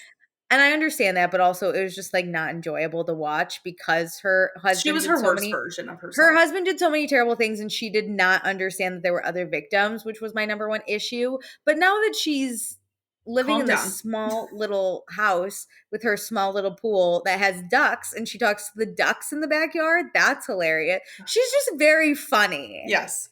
She's like... And hey, she is the perfect in between of Kyle and Dorit because you always need somebody in the middle. Yeah. And Erica tells you how it is. Like she will tell Dorit if she's wrong. She will tell Kyle if she's wrong. But I think it's getting rough for her. I think that middle's getting a little rough for her, and I'm interested to see how she'll play it because she could either make me really love her or really hate her. Well, the way she plays she's probably concerned that Kyle will do this to her. Let her. Because then who's Kyle turning to? Teddy. Even the she producer... She will see her way out of this show and go sit next to Teddy. Even the producer to Sutton was like, why do you trust Kyle again? And Sutton was like, who said I trust her? But I was like, you're sitting here begging to be friends with her. You're begging to mail her things you buy her. Yeah. Send them to me. Yeah, literally. I will never do what Kyle's done to you. I'll name them for you. I'll name anything you want. I'll name whatever you want me to. Anyway, so I watched it. I love it. Did you watch Southern Charm at all? I did. I watched the first episode. What'd you think? It was fine. I enjoy Madison. Love her. The boys are so dumb. Oh. They just I have to say though, when Shep Austin were We're talking talking. about his ayahuasca trip and how they like saw things. And Shep was like, I saw you as a bird. And Austin's like, I once owned a bird. And Craig's in the kitchen going, Like these two are these fucking fucking idiots. dumbasses. I was like, that's actually funny. But for the most part, I didn't care what they did together. Yeah. I don't care about Vanita and JT. I understand that they are going to date and then break up. I get that. I want to fall in love with them falling in love though and then live the breakup with them as well, but But I'm I will not going never. to. JT is the weird. He makes the show a little more interesting cuz it's so awkward. It adds something, Thank you. This but is I my don't read like on it. it. This is It's my read almost on it. He is the personification of the little brother type of mentality where he just wants to be in the club, but him yeah. trying so hard to be in this like boys club with Austin, Shep, and Craig, or like be a part of this show and Mhm. prove that he should be is one of these people just makes him not one of these people. He tries Yeah. so hard. He showed up with those canes, dude. But that's the funny thing is like, I'm always going to laugh about him showing up with the canes. But when I was watching it, it like physically pained me. Yes. But talking about it is funny a little bit. But watching it's terrible. But then after the show, did you see he posted on Instagram and like No. explained his injury? I'm like, stop explaining He's like, I things. almost I'm died. And so Madison's like, embarrassed. he's I have doing good. secondhand embarrassment at everything he does. He gave Miss Pat the cane. And I went, oh.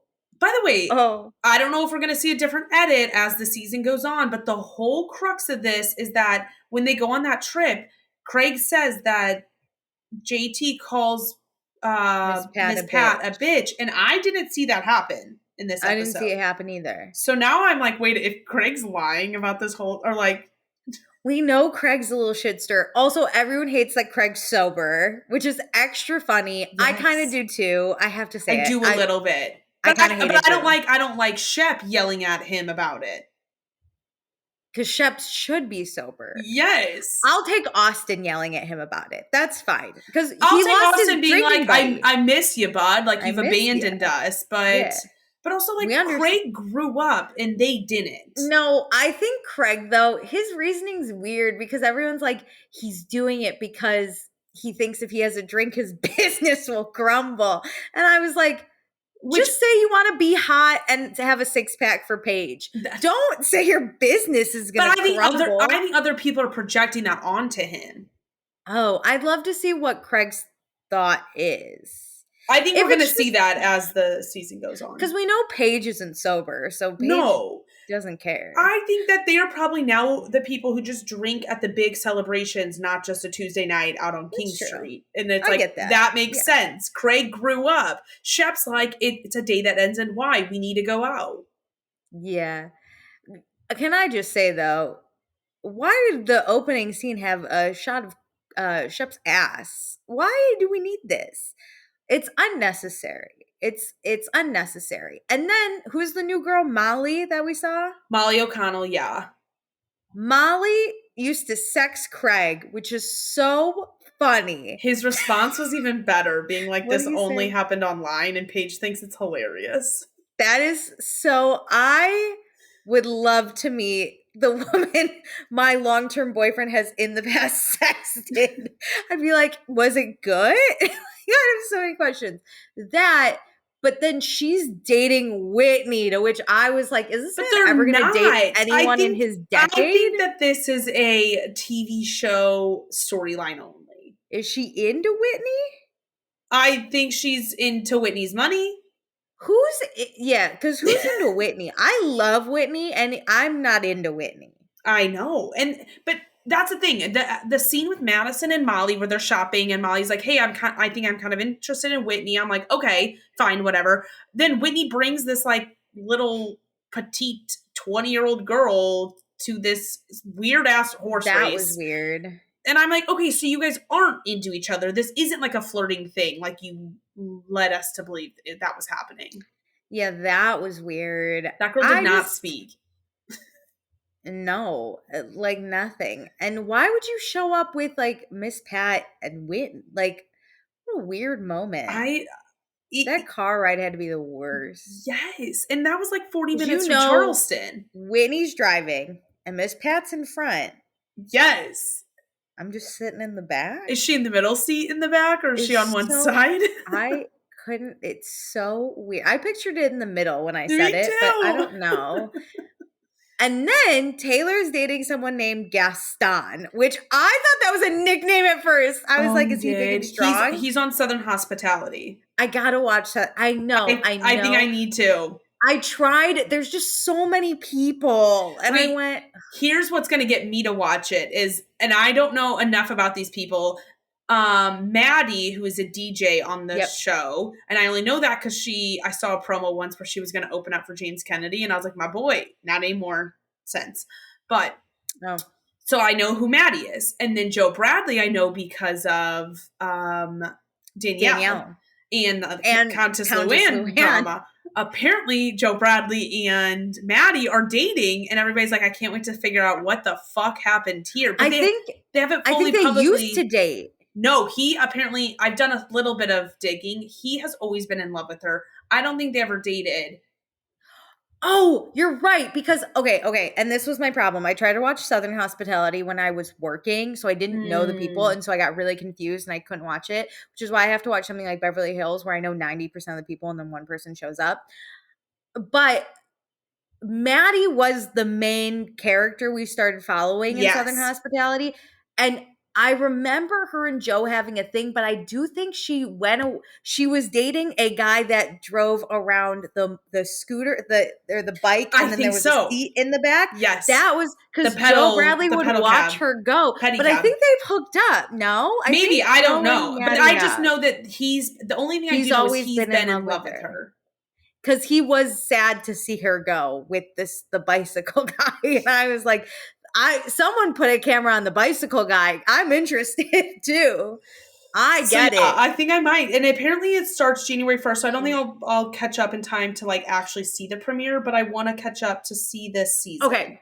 I'll do it with you. Let's do Southern Hospitality. Okay. Should we do it for Also, or should we do a separate? I think we should watch a season and then talk about it on Also. Like we can do season 1, talk about it. We'll schedule an episode, or we'll work it into an episode, and then we can plan for season 2 to watch and like finish around the same time. I love that. Let's give it a week. Yeah. And then I'll start. Let's let it breathe a little bit. So let's let the idea Okay, I'm in. I don't think I'm gonna like love it, but I need to get to this season. I will. I have it on good authority from a Bravo loving bit, like someone who's more into Bravo than we are. She actually might be listening to this podcast. Hi, Lainey. Because she listens. But she has told me it is so bad. It's so good. Okay. Like we're gonna love it. She's Okay. like, you have to watch it. It's a shit show. And I'm like, I'm in. Also confusing, there was a Joe Bradley on Below Deck Med. He's the one who spilled the beans about Maddie and Joe dating. Yeah. The other Joe? He was on Watch What Happens Live. And everyone's like, are you dating Maddie? Like, have you met other like US Joe Bradley? And he was like, yes, I have. Like, I was actually in Miami and he was there for his girlfriend's DJ set. And everybody was like, what? The other Joe Bradley outed one Joe Bradley number 2 outed Joe Bradley number 1. Yes, and because Maddie and US Joe Bradley don't post together, but like random things will happen where people find other people's posts. And it's what other DJ is he dating in Miami that was probably matched up with Maddie? Oh my God. And like there's photos of them at the DirecTV Kathy Hilton holiday party. And it's like everybody's like, I can't wait to find out how this happened. I have to watch this show. I'm so in on Joe Bradley drama. And in the premiere or in the what's it called? The trailer, they're in Vegas and Maddie and Joe are at an altar. Oh no. I don't think it's it's real. To register. Did you see Matt me though? You were like building the world. I don't think it's like that. There's no way they like legit get married. But I think they're going to do it for the bit, which I love. Like, yeah. We're gonna Like, get it annulled the next no, they're day. just gonna do a fake ass ceremony and not sign papers. Oh, that's awesome. I can't wait to watch this show now. Okay. Did you watch anything else Bravo related that you'd like to talk Um, about or others? I watched Salt Lake City and I love Bronwyn. Just that little Okay. comment. And watching Mary walk her son through his addiction is just like Heartbreaking. heartbreaking. And I selfishly enjoy this, like when real shit happens and like cameras catch it. I love when that just happens. Yeah. I am catching up on Salt Lake City. I see spoilers, so you don't have to worry. Yes, I've seen Mary looking through the window. It was hilarious for But all of us. I love Mary Cosby so I much. do too. I'm watching the one though where they're in Milwaukee and Mary is so like my only connection to Milwaukee is that my dad used to live here and he lived across the street from Jeffrey Dahmer. And he saw them take bags out of the apartment and he didn't know it was cooked beef pole. Yeah. It was And like that makes sense why it smelled so bad. so that's hilarious. I don't really know what a lot of this drama is. It seems kind of fake, but I It's did love stupid. Heather telling Whitney about what Meredith said about her jewelry company, people online saying that it was a ripoff. Yeah. And not even that. I loved Heather saying, "Don't say anything on the Sprinter van." And that is exactly where Whitney says it. That is exactly where she says, I heard that people are talking about my company, which, listen, I love Meredith Marks a little bit, so maybe she said it, maybe she they're didn't. all messy, and then they all get mad that they like talk about each other. And I'm like, that's the name of the game here, people. We got to get a little less mad about just simply talking about people. You either have to be good at the drama, you have to be funny in your interviews, or you have to be so out of touch, I find you hysterical. Yeah. Which is where Mary Cosby comes in, and it's where Lisa Barlow comes in. Because Lisa Barlow is so goddamn funny, this bitch. She is yelling at everyone left and right. She's going curling instead of to the underground beer garden, whatever the fuck that was. And then Mary Cosby trying the champagne of beers. She's like, I didn't know there was a high-end beer. And I went, this is Regal. Oh, Mary Cosby, if only you knew how bad Miller was. Yep.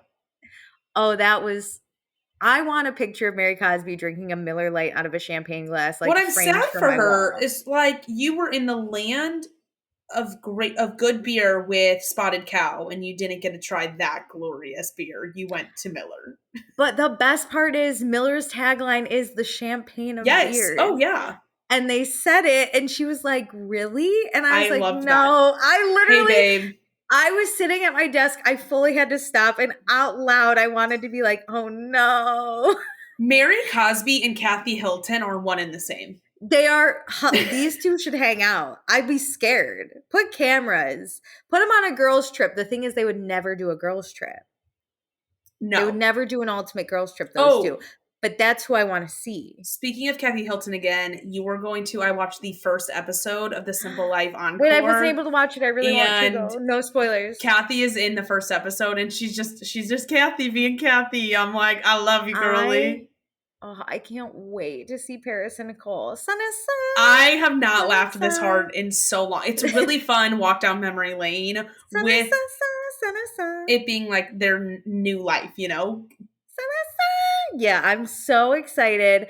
Nothing quite hits me like the Simple Life episode or season 1 where they go to that stupid town and they don't know what Walmart is. Yep. And they're making out with all the boys. Yep. All these like hillbilly kids. Oh my God. Oh, it was so funny. They didn't want to work. Oh, it was so good. I didn't at that time whenever I watched it, didn't know Nicole Richie was like legit hilarious. I just thought she was dumb and I found it funny, but Nicole Richie is a comedian. Yeah, the fact that she at half the time was like joking. Yes. She was like, do you guys hang out in Walmart parking lots? And I was cracking up. Well, she was just so funny. She'd be like, hey, don't fall in love with me, but do you want to stick your tongue down my throat? But she did it for the bit. She is definition of the bit. Yes. Like, she'll do it. They committed so hard to that show. Paris was a little bit more like ditzier, I think, but yes, but that's a full acting job. Yeah, she was so funny though. What's Walmart? Do they like sell stuff Do for they sell like walls? walls there? Do they sell walls? I was cracking up. I loved it. 10 out of Yeah, 10. I'm I gonna love watch these the next two girls. and we'll talk about it next week. Okay, I'll watch them all. Twist my arm. Remember when I just, this lives rent free in my brain when they had to go to like Burger King and they were trying to buy food, but they didn't, because on the show they take away all With the their credit money. cards and So money, they didn't yeah. have any money. So they had to like pander people for money. And then with the Burger King employees waiting with their order, like they'd walk up to a truck and be like, hey, Hi. hi, we're hungry. And we don't have any money. Do you have like $10? And they're like, we have 10 cents. And they're like, thank you. That's what I loved. Is it like it wasn't even like real life situations, and No, so it was because just so unique they and were never in random. danger. There was always a camera following them. There were two hot girls in small shorts and little kitty heels. Yep. Hey, do you have Hey. a dollar? They talked about one incident Oh no. of Nicole Richie taking a police car in one of the seasons. Oh, yeah, yeah. And they were like, "Did you think that that was part of the bit? And like, did you think that we had set that up?" And she goes, "I was just always in on anything." And one of the producers has a warrant and got in trouble for it because like that was not part of it. They did not plan that. That was a Well, legit stolen cop car. listen, oh my God. Well, listen, the bit of the show was these two rich girls are Correct. so out of it that they have no idea what happened. So she was probably like, I didn't even realize people could get in trouble. Like they always did. That was the 2000s. These two did whatever the fuck they want. Damn consequences. They were driving drunk left and right. They were Yep. going out to clubs. They were showing their asses. They were flashing people. They did not care. They could not be touched. We will Which never have that moment again. no, because everyone's online now. But like, we didn't know. We just saw what the paparazzi gave us. Yeah. We weren't given access. But yeah, I could see how these girls who have done anything they ever wanted their whole lives steal a cop car and think no consequences. Or like we'll figure it out. It's not like sure Yeah, maybe dad we'll will get a call slap on the someone. wrist or something, but Yeah, my dad owns the LAPD. We'll and figure it out that's what Nicole says. She's like, you guys made us feel so safe too, like production, that like she to just do was anything. like, you guys will figure anything out. Like everything will be fine. Yeah, it's wow. Oh man, I love them so much. I can't wait Yeah. to watch. I'll probably watch tonight. Um, could we switch from reality Yeah, go for it. really quick? I watched This Is the End, the one with Blake Lively and Jacob Baldoni. Remember the book? Oh, it ends with us. Oh, This is the end? Is that what you This Is the said? End is a Seth Rogen movie. Yep. Yep. It ends with us. I was like, I don't know what you're talking about. This Is the End is a great movie When with you Seth said, Rogen I know and I have watched it. You told me to watch it, but when you said Blake Lively, I was like, the fuck are we talking about? she wasn't in that. You watched It Ends With Us, and it's on Netflix right now, right? It is free on Netflix. Did you see it? I haven't, but I probably will. It was actually like fine. My one thing is Blake Lively's a terrible actress. Once you give her a deep role, She can only play herself. I was cringing. I was like, no. Like, please don't say the line. Like, I knew it was coming. I was like, don't do it.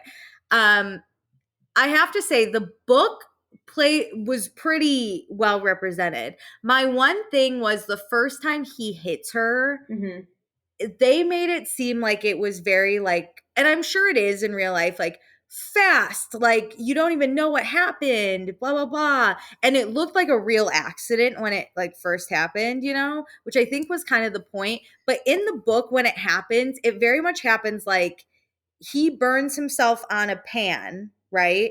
And he like drops the pan and like is like, oh my God. And then she laughs at him almost like, oh my God, I can't believe you did that. But that And then enrages him. he's like, it's not funny, and hits her like that, almost out of anger.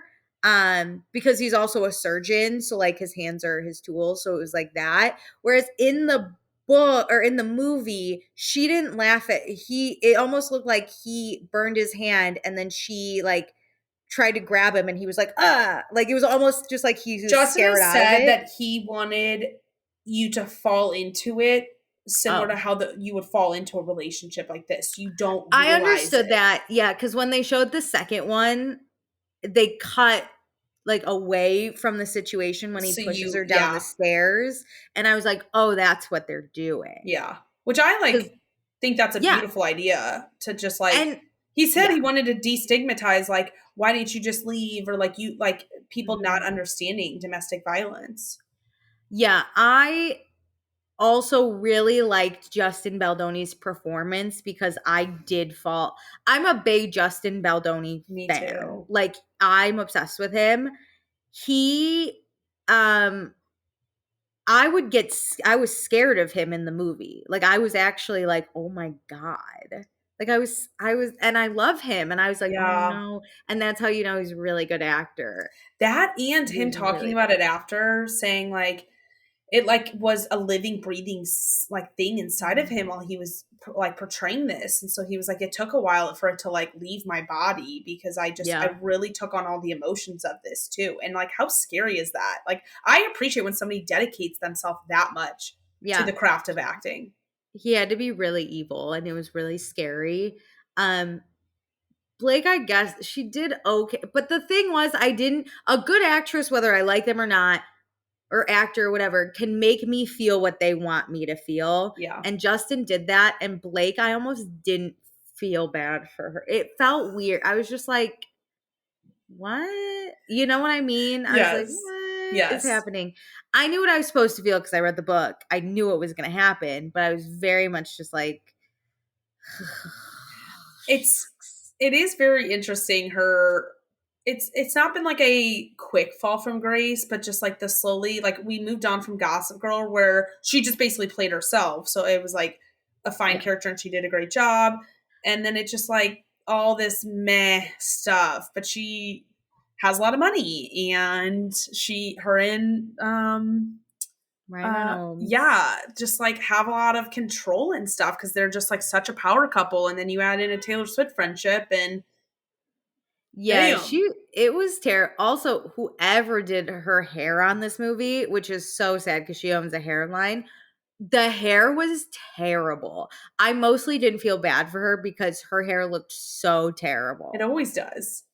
But yeah, this movie, out of the I literally went, "Who made this design?" Like out She loud, I was like, "Oh no." she basically cross promoted her hairline during this, and people were Yes, like, "Your hair looks like shit. Why would we ever want to buy I it?" remember. My favorite was when she was like to influencers, like, "Can I style your hair really quick?" And she made it look way worse. And I'd be like, "Oh God." Yeah. Overall, Justin Baldoni did a great job. It was a great project. Good for him. I support Blake Lively. Don't touch any projects ever again. How dare you come at my man the way you did? Right? And I don't know how you promoted this movie as grab your florals and your girlfriends. It's Jesus Christ. gross. I was so scared of Justin Baldoni in this movie. You're not going to sit here and tell me to grab my florals. Grab my No, florals. I didn't read the book, but I knew what it was about, and I find it so gross that you would even basically con people into seeing this movie thinking it's just some fun little girls' night. Yeah, some How 13-year-olds were like, triggering. "Oh my god, we're gonna see Blake Lively in a rom-com," and then they watch that. But can you imagine somebody who has like been a victim of domestic violence going and thinking and this is a fun little rom-com and then they have to go experience that? Yeah, that was I was terrified of Justin Baldoni. I I loved will him be sure to though. watch it. Yeah, now that it's free cuz I Yeah, don't yeah, pay yeah, for yeah, that. yeah. Which I I would for Justin though. I love him. I He did an amazing job in James Jane the Virgin and I'm still obsessed with him, but I'm still so mad that that show got taken off of Netflix. oh my god, it was like a comfort show. Yeah. Oh my god, everyone on that show is the love of my life. Yes. That's all I watched. Same here. Oh my god, are you listening to anything? I'm still keeping up with my John O'Keefe, Karen Reed trial episodes over on Ooh. Crime Weekly, and I was talking to my friends about murder this weekend.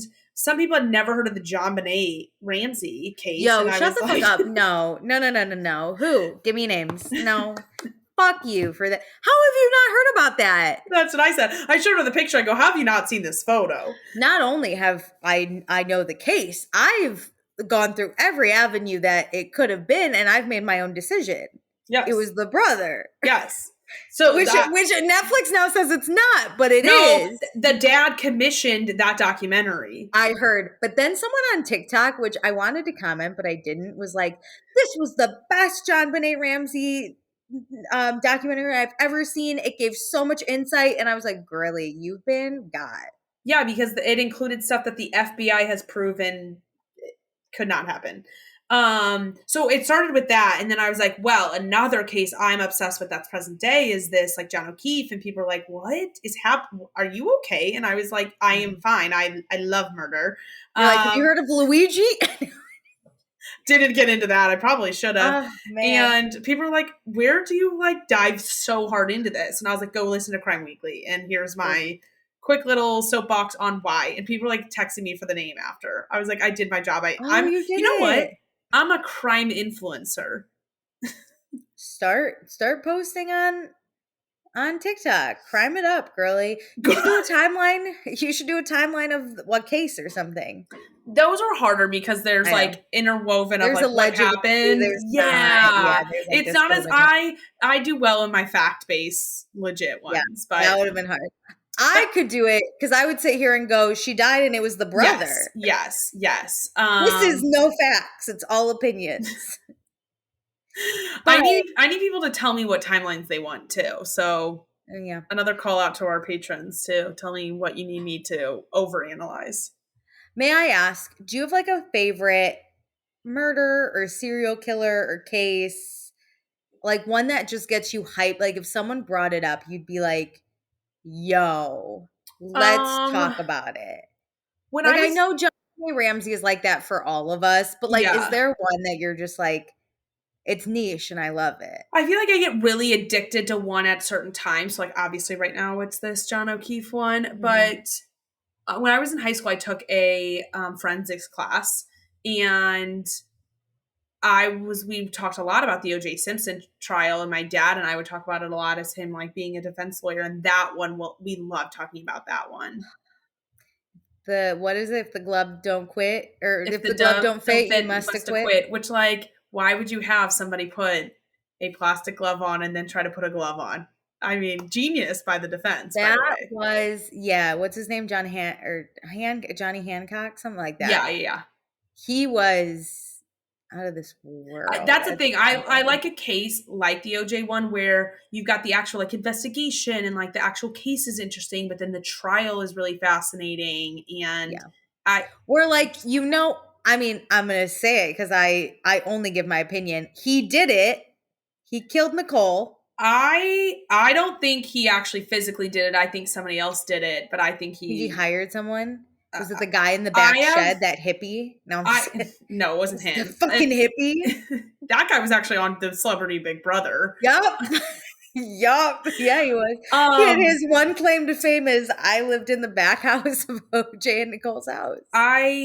Although I saw something on TikTok I would love to like dive into this more and understand it more. Somebody said recently that they think the son did it and OJ covered for him because the son had like a history of like violent rages. And I'm like, whoa, I want to hear more about that. That would be interesting. I love a good cover up. That's what I like about my idea that the brother did it on John Benet's. Yes. It just adds another nuanced level. Like my dad always said like, my dad always thought that there like was another added layer of like probably drugs involved and like money needing to be owed and what would happen if like that was a factor into it. But I do also believe that like the police did not have a clean investigation. So that adds another layer into it.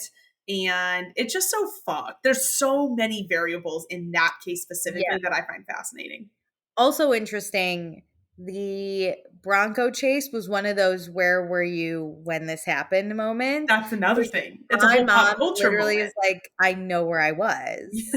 She's like, I was at my friend's and her brother came downstairs and was like, "You've got to turn the TV This is on." how I feel about being in the McDonald's when I found Where out were Luigi you? was arrested at the I was in McDonald's. a McDonald's. Yeah.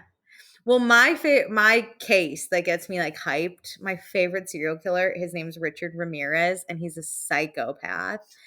And I don't know, we had to do in high school, I was in a forensics class. Is this why how we got our start? And we all had to pick a serial killer to do a project on in a Yep. group. And I had a group of 2 boys, and I was like, I'll just do it. And I picked the serial killer, and I was like, I don't know anything about this guy. And I had to do deep research. And Oh I my was like, gosh. he scared me. Very rarely do I like sit in my room and listen to something and get like scared. Freaked out, yeah. This man's scared. Like listening to his voice scared me. Seeing his pictures kind of scared me. His murders were just so interesting because there was no pattern either. Like he killed anyone he could get his hands on. That would terrify me because in my mind, if I get murdered, you'll most likely find me, is the hope. Well, you'll know if there's a serial killer only out here killing 40-year-old men, I'm safe. Yes. If there's a Yes. serial killer only killing 15-year-old girls, But also I'm safe. if he's constantly changing how, it's really hard to track him and like get the justice. He's changing how. His only MO is that he finds an open door, which in like the 70s was always.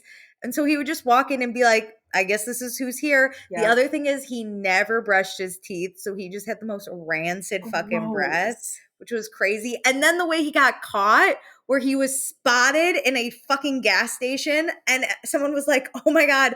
And the whole neighborhood chased his ass. It's Incredible. so cool. It's so hilarious. Oh man, what a scary guy. That's the one I'll get hyped about. I love that. Okay. Anything else? I don't think so. Okay. Well, this is like our 5-year anniversary episode. We so love it. You. Happy 5 years. Happy Forever 5 and years. always. Right as we do the Eras Tour heart and the Eras Tour is over. So sad. Shout out to everyone. But please be sure to do all the things I mentioned at the beginning of the podcast. Thanks for joining. Bye.